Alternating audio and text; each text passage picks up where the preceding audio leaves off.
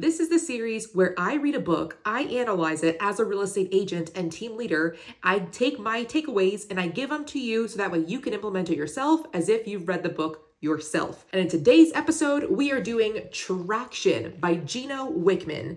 This was one of the very first books that I read when I first got licensed, and I'm so glad that I read it on the early days because even though it seemed pretty advanced for me at that time, because this book deals a lot with like business owners, so almost like brokerage owners, I learned a ton, and I'm really glad that I read it at the time that I did because I go back to this book a lot. If you have never read this book, that is okay. The purpose of this video is to give all of my knowledge, all of my notes that I took from this book, and give them all to you for free. Obviously, this is YouTube, so that way you can implement it into your business. My name is Ali Garced, or Ali the Agent, on all social media. Welcome back to my channel. I hope this video helps you, and if it does in any way, just hit the like button because guess what? It's free for you and it helps me a lot. Thank you in advance. So with this book Traction, again, like I said, I read it in the very early stages of me being an agent in late 2021. I'm going to go through from the beginning to the end of all of my like notes here. This is how I read a book, right? Like I usually do all of my notes in the very like first page, and then I just bookmark at the bottom as to not ruin the top. I don't know why I feel like the top shall not be ruined, but the bottom, fair game. So I bookmark all the items in which I implement, and it's like, you know, just an important page. And then at the very, very back is where I do my own analyzation of, you know, what is it telling me to do? And then I just work in the book myself. That's why I typically like never really give away my books, because I have so many of my own personal notes on there as I go through the book, and like, because I actually do what it tells me, you know, like I feel like there's no point of reading a book and it's like, hey, do this exercise. And I'm just like, yeah, okay, whatever. At that point, you're just wasting your time. And boy, did I used to waste my time in reading books. I used to read about 50 to 60 books a year and not implement everything. You know, I would only implement what I wanted to, what I felt comfortable doing, what was easy. And I realized I'm just wasting my own time. All what? So I could say I read 60 books a year. Whoop-de-doo, who fucking cares? So in this book, let's start from the very beginning.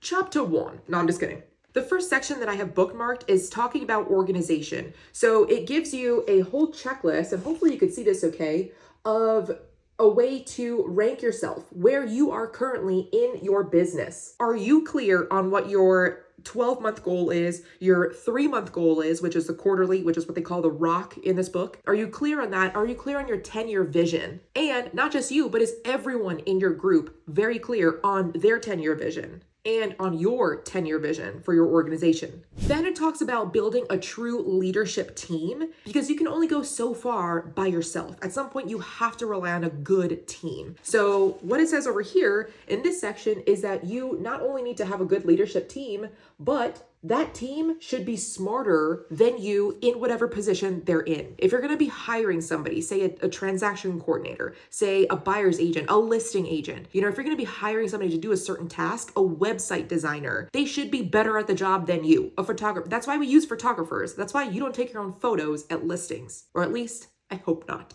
And I currently listen to a lot of Alex Hormozy and Layla Hormozy. And Layla says this a lot, where in the beginning of her business that she was building with Alex on acquisition.com, they felt like they were the smartest person in the group or in the room in every department. And that is not the way to build a business, because at that point you just become frustrated. And I'm sure if you're a team leader and you're listening to this and you know more than everyone because of your experience, because of your track record, but you're hiring somebody where you have more experience or you're micromanaging them, you're never going to go far. On page 20, it talks about delegation, and delegation is so important as a real estate agent, because you should not be doing all of the work. You should not be doing your paperwork. First of all, that is the first hire a transaction coordinator. They're the ones who can do the paperwork, know it better than you as far as where to like put the signature and how to put it on DocuSign or Digital Loop. Obviously, I don't do the paperwork. I have my transaction coordinator do it all. Of course, do I know the contract? Yes, as you should. But it's not a matter of, oh, I can do the paperwork myself. It doesn't really take me too long. That is not the highest and best use of your time. So delegate. Transaction coordinator, you probably already have that. I hope you do. Then sometimes people add a listing coordinator. So in that way, they're the ones that are staying at home doing the analyzation, but they have someone else go out to the property and record the whole thing, take plenty of photos, take plenty of videos. So in that way, they can send it to you while you are at home prospecting for more clients. And then at that point, you can say, okay, if we were to sell it, as is right now, this is what we can sell it for. This is the range. Or if you wanted to do XYZ edits, we could sell it for this on the higher side, whatever you want to do. But that is very, very common, getting a listing coordinator. What else can you hire out is somebody to help you with your CRM, because CRMs, I don't know why I'm still holding this in this position. CRMs can be so painful, especially if you're first starting out, or if you're switching brokerages or just switching CRMs. That a virtual assistant should be doing, or just somebody else that you pay per hour to input certain notes or the certain campaigns that you want for buyers, sellers, agents that you're trying to attract to your brokerage. Once you find yourself doing mundane, repeated tasks over and over again, it's time to hire that out. Your job should be making appointments and going on appointments. There is no one else that can replace that for you. And well, I guess minus the listing coordinator who can go out there on the appointment, but you're really the one who hooked the seller in. You're the one talking to the seller. You're the one listing their home. You just have someone else going out there to see the condition of the property. You're the one that I feel so bad saying this. I don't want to say you're the one with the brain, but you're the one with the analyzation, the negotiation skills. That's why you're an agent. And as you continue delegating more and more, just, whatever part of your business you're in, do an audit. What takes up so much of your time right now, and what do you not like doing that someone else can do better? If you have a check and check for both of those things, then hire it out immediately. For right now, in my case, it's emails. I already have a TC. I already have somebody else like as a listing coordinator. I have grown a group of almost 50 agents. And at this point, I need someone to help me with my email because I hate checking it. I'm starting to really just hate it with the amount of emails that we get coming in, as you know. And someone else can do it. Someone else is also tracking the transactions that I'm doing, the current closed, pending, everything that I have going on. So someone else with a brain can look at it and see, okay, this is of importance and this is not. Now, I already use Superhuman and that helps me go through my email faster, but that's not a true delegation. I also have a personal assistant because I want to be focused on my business. I don't want to be focused on the fact that I haven't cleaned the house. So I hire a cleaner that comes at least every 3 weeks-ish, and I gladly pay for that because that avoids me fighting with my spouse. I can just say, you know what? I got it. I'm paying for the cleaner. You can kick your feet up. It feels good. My personal assistant also helps me order groceries from Instacart. I pretty much order the same stuff anyway. Nothing is brand new. I use Instacart. I do not go to the grocery store. That's a waste of time. Maybe it's a good idea to pause right now or even drop it in the comments. What are you wasting a lot of time on that you don't like doing that you can hire out? What have I not mentioned that is on your plate right now? It goes then into systemizing everything, which should already be obvious. But in case it's not, anytime you see yourself sending the same email out more than twice, sending the same type of text message out more than twice, where it can just be replaced by the name, the date, the closing date, the purchase price, at that point, that should be a system. That becomes a system, whether it's on your phone, your email, your CRM. I use magical.ai for online stuff. If you're on Chrome, it's a Chrome extension. It's completely for free and it's a text replacement. On my phone, I use text replacement. Hey, congratulations, we're under contract. That's a text replacement. That's pretty much a template where with my shortcut that I choose, then it automatically pops up and all I need to do is just switch the date,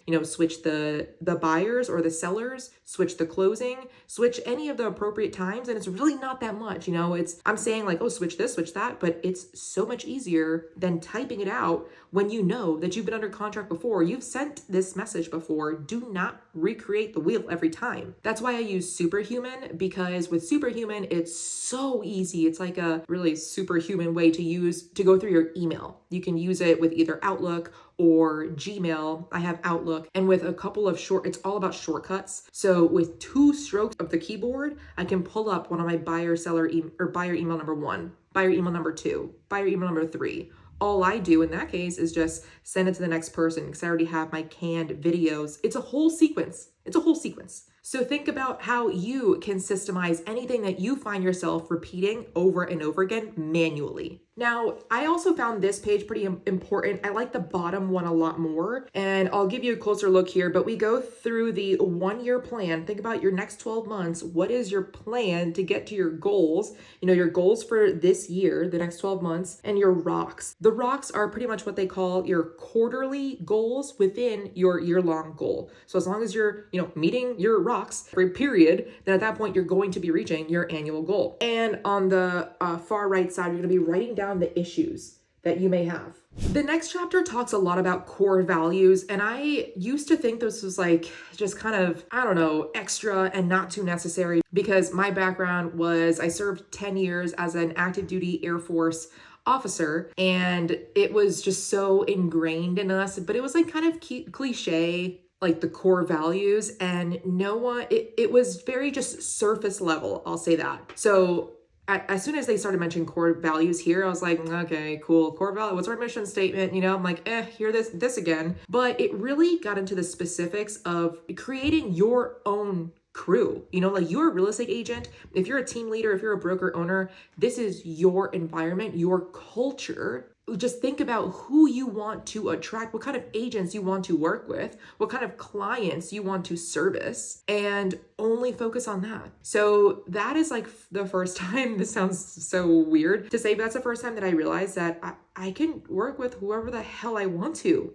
That's a good feeling. Here is the exercise of what I did, what the book told me to do in order to really narrow down your core values of what you want to, the client that you want to attract, the agents that you want to attract. Step 1 is to have each member in your crew, or really just you, list 3 people who, if you could clone them, you would want to, and you'd want to clone them to be able to work for you or with you. Essentially 3 people that would lead you to market domination. So think about 3 people, write them down. And then step 2 is thinking about what qualities do each of those 3 people have that would lead you to have market domination. What about those 3 people do you admire in them? So here's a list of some qualities that they just wrote out of that you might see in the people that you listed.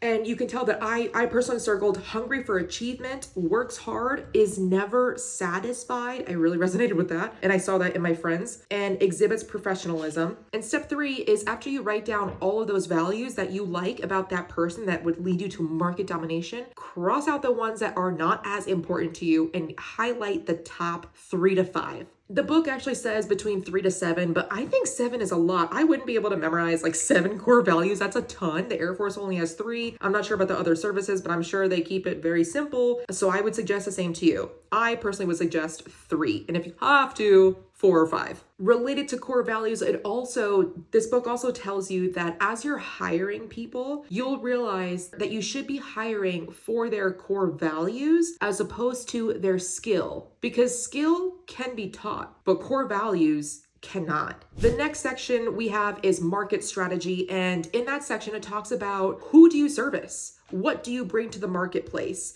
Do you service, veterans looking to purchase a home? Do you service the 55 plus community looking to sell their homes and move out of that to a fully, retirement center? Do you service relocation buyers? Who do you service? And this is something that I'm really glad that I read this book at the beginning stages of me being an agent, because in the beginning, I was happy to get anybody as a client. I'm like, yeah, I service everyone. I work with buyers and sellers. I work with young people and older people. I work with people here and relocating here. It's just like, I was just happy to have a client.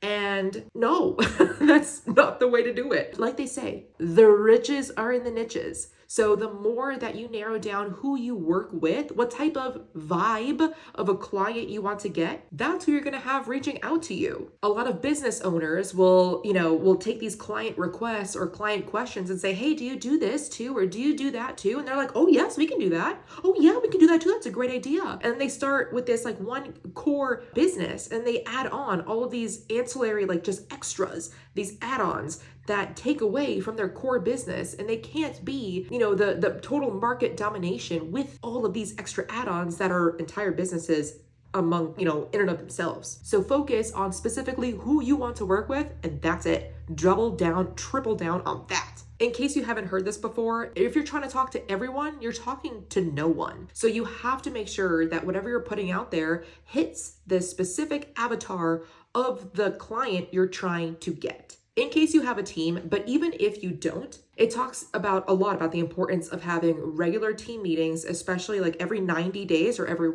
quarter is what they say. Every 90 days, have a whole team meeting where everyone brings in and talks about where exactly they're at now, what their goals are, where you were, 90 days ago, and where you're going. If you don't have a team, that's okay, but do it right now. Think about 90 days backward from now, 90 days in history. Where were you? How many transactions did you have, or how many agents were you recruiting? What was your goal, and where are you at now, and where are you going? This next section applies to whether you have a team or you don't, because you can use this for your clients too. And you can get this at eosworldwide.com/people. I found this super interesting because this was a way to analyze everyone on your team. I like this, but at the same time, I kind of don't, because it can be a little bit subjective, but pretty much going back to your core values. Hey, I want somebody that's fun. I want somebody that's like energetic. Those are mine. I don't want to be bored at work. I did that for 10 years in the Air Force. No, thank you. Where, in the military, my opinion only is professionalism equated to having no personality. My personality was so stifled and I didn't even know it. I should have, because I was depressed, but here I am. Anyway, in this section here, you can analyze every single agent on your team. Are they meeting your core values? It's a simple yes or no. It's a plus sign or it's a subtraction sign. And it's the same thing for your clients too. If you don't have a team of agents, are your clients meeting your core values? If not, maybe you shouldn't work with them. Why are you thinking that you have to have that commission check? Cut them. Someone else, just get that referral check, even if it's even worth your time, but work with people that want to work with you, that you like working with. It's as simple as that. It's sales. We get to choose who we work with. What better position are we in?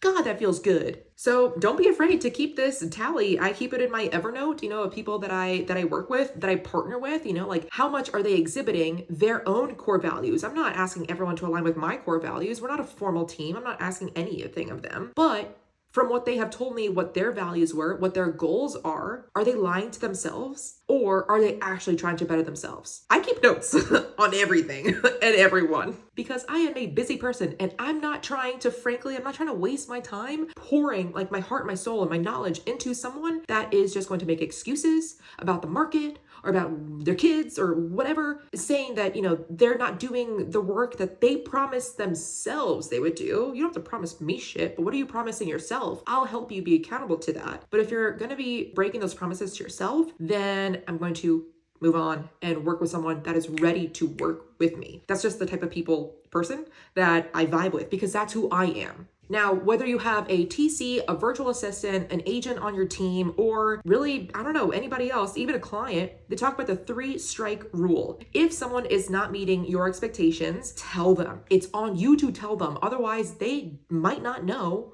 or they're waiting for you to tell them, hey, you're not meeting what we spoke about. This could be with a buyer client. Hey, you said that you're going to get pre-approved by so-and-so date. Have you not spoken to the lender? Maybe is now not the right time for you to purchase. That's okay. We can push this back later. I just have other clients that are more pressing, that are wanting to put offers in now, that I need to be there for. Same thing with sellers or a transaction coordinator. If they're making too many mistakes, hey, I saw that you didn't check this box, or I saw that this was the wrong parcel ID, or whatever it is. I saw that this was the wrong address. Anything. If you're seeing that, you need to correct it immediately. That's step 1, along with giving them 30 days, or maybe in this case, it wouldn't be 30 days because we're doing transaction by transaction, but maybe give them 1 or 2 more transactions. Really depends on your situation. Give them a chance to fix it. You have to call them out, and then you have to give them a chance to fix it. And you have to let them know what that deadline is. So then after that, hey, like we discussed before, it's now 30 days.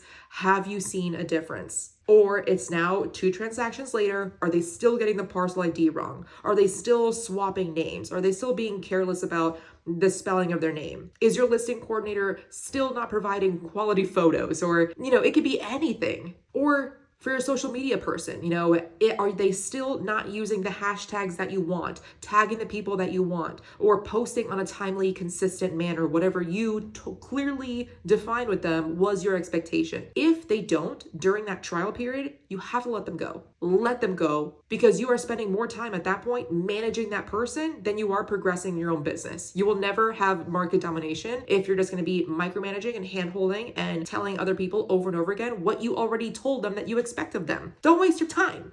Going back to that form where that simple thing that you can download on each person that you're kind of taking notes on, they elaborate on that further where they say, if you're starting to see a lot of negatives or like minus signs where they're not meeting your core values, it's either because of like one of three things or maybe multiple. And they call it the GWC. They either don't get it, they don't want it, or they don't have the capacity to do it. And so if someone's not meeting your expectations, they either maybe just don't fucking understand it. So make it clear. How many times have you expressed it to them in a clear manner? If you don't truly understand it, they're never going to get it. And the second thing is want it. Maybe they just aren't incentivized. Maybe you're not paying them enough. Maybe you're rude, maybe they have other things on their mind. They just don't want it. And the other thing is capacity. Maybe they have a W-2. Maybe you're not the only person that they're working for or working with. Maybe they're just preoccupied with something else. If any of those three things lack, then yeah, they might not be meeting your expectations. If they continue to not meet your expectations, then it's time to prune. And they say that every business needs a good pruning now and again. Like, honestly, just get rid of the bad apples. Hey, you're not performing. This is not what we agreed to. This is not what you agreed to.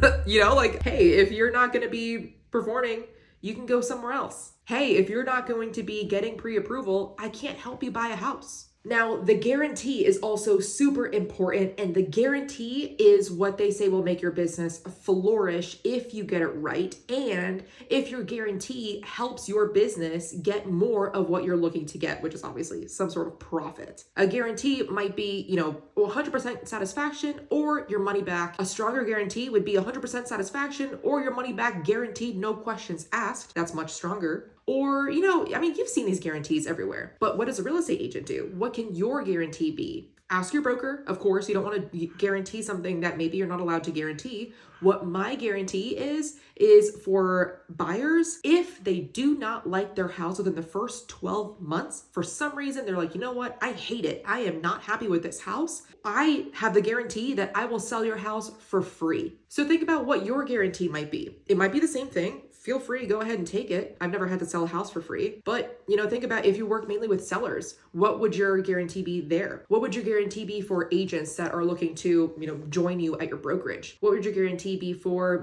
anything? Take some time, think about this, make it a strong guarantee that you can legally, ethically do, and blast it, because a strong guarantee that can skyrocket your business. Now, going back to this chart over here, where on the far right, I mentioned the issues list, they talk about exactly how to talk about the issues. Because when you're having a meeting, a lot of people, you should be having meetings to talk about issues. Hey, let's just talk about any problems that you're having. That's all this meeting is going to be about. Go around the room, go. As you're asking all the agents, or obviously you're not gonna be asking your clients that in a round robin type scenario, but if you're a team leader or broker owner, if you're gonna be asking this question, realize that the first problem or issue that the agents are going to be stating is not going to be the real issue. They always make it a softer issue up front. You have to, of course, I'm sure you have to dig 3 layers deep in order to get to the real issue. And they say that the real issue a lot of times is caused by people. So the first step of that meeting is to identify all the issues, not the surface level, but the 3 layers deep issue, the actual root of the issue. So after you have identified all the issues, then you talk about solving them. What are the potential solutions? What's anything that we can do to solve this issue? And then of course, step 3 is pick one. Pick the one that everyone agrees on, that you also obviously agree on, and start implementing to fix that. The most important part of that is that you have to make a decision, because they say, let me read it verbatim. They say more is lost by indecision than by wrong decisions. So go ahead and just make a fucking wrong decision. If you can't decide, pick one, make a decision and go with it, because you'll end up correcting yourself back into it. If you realize, hey, this was the wrong decision, let's flex. Let's do this instead and try this. Oh, this was also wrong. Okay, let's flex. Let's do it again and try this. That's just life. In that meeting about issues, the majority of the meeting is going to be talking about identifying. Step one is going to be, majority of it is going to be talking about what the issue even is, getting down to the root issue, because the more you can dive deep into the root of the problem that your agents are having. Hey, my seller keeps telling me this, my buyer keeps telling me that, or my buyer ghosted me, or the Zillow leads are shit, or whatever it is. At that point, you could truly identify what the potential solution is going forward. I'm also going to leave the most important part of what I got from this book to the very end of this video. So skipping past that, I hope that I still give you enough information to get to this section here, is every 90 days or every quarter, if you don't have a team, do this meeting with yourself. But if you do have a team, obviously have this meeting with everyone and make sure that the meetings start on time, not 9:05, because you always know there are stragglers. All that does is enable them to come in late, because why would anybody join at 9 knowing that you're going to start at 9:05? Everyone's going to join at 9:04, at that point. So start at 9. If they're not there at 9, they miss what they missed, and they might have a negative, they might have a minus sign on your personal notes. So start on time, end on time, because just like you have a busy schedule, so do they, or so should they. So make sure you realize you have a schedule to follow. You go from 11 to 12 and that's it, or whatever your time is.